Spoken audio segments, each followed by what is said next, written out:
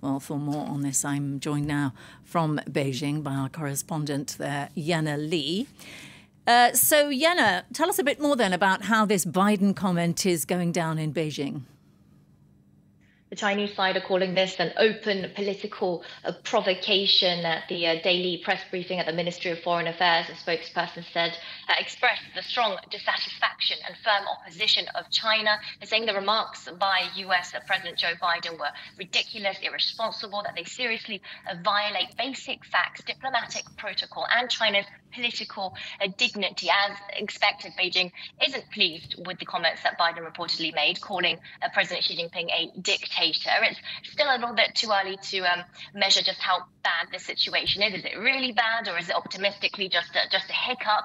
Chinese state media is likely to start publishing about this late Wednesday and into Thursday. Then we might be able to see some reactions on social media. For now, a quick search on Weibo, Chinese version of Twitter, brings up a lot of commentary about Hunter Biden's legal troubles, results that we couldn't see a few hours before, the mysteries, if you will, of the Great Firewall here in China. What I can say for sure, though, is that since last year, US-Chinese tensions have been at their lowest, and we've seen it before. It can take very little to derail any kind of progress that's being made.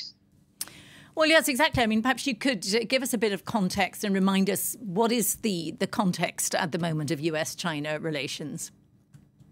Well, the short version of recent history is this. Last summer, Nancy Pelosi, then a US House Speaker, traveled to Taipei, infuriating the Chinese, who reacted with these huge military drills around Taiwan and even over it sometimes. In November, though, there was a little bit of a breakthrough as the two leaders, Joe Biden and Xi Jinping, met on the sidelines of the G20. But then in February, we had this spy balloon incident, which took months to repair. In fact, it was just last Sunday and this Monday when Secretary of State Antony Blinken finally managed to travel to Beijing. And when he met President Xi Jinping, the two men afterwards used the word progress to describe how their relations had come along. And then now this happens with President Biden reportedly calling President Xi Jinping a dictator. If the spy balloon incident taught us anything, it's just how sensitive US-China relations are and how relatively unimportant events can get blown up because of the lack of understanding between the two countries and recognition of what was done and said. It took both sides a big effort to make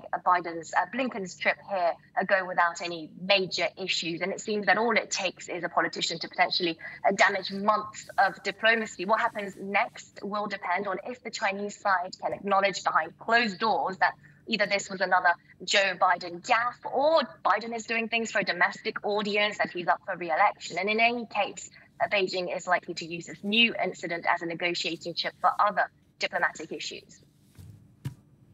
OK, well, thanks very much. Thanks for that, Yana Li there speaking to us from Beijing.